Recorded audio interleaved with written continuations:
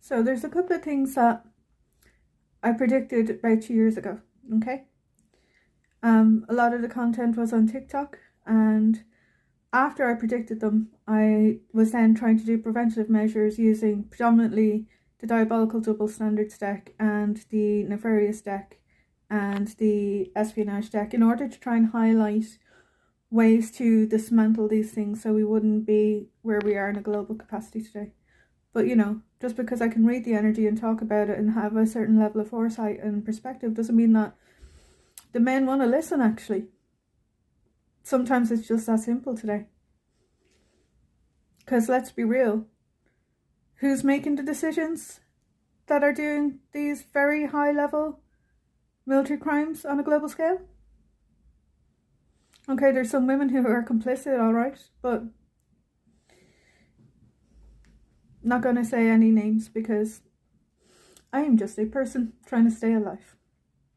I am not trying to pitch myself or pit myself against anyone else, okay?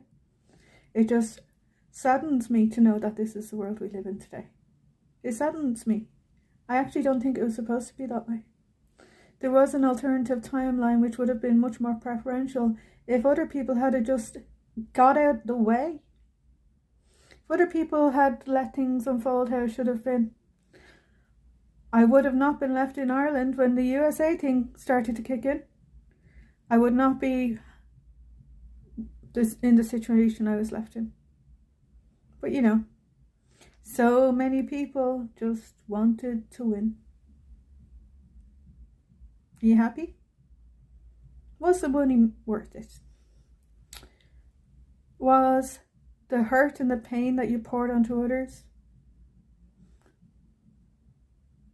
with all of those minority people deported, and the prison orders, and the war crimes, and everything else that's going on, and the Ukraine? At what point are the global leaders still sane? That's the question I have today.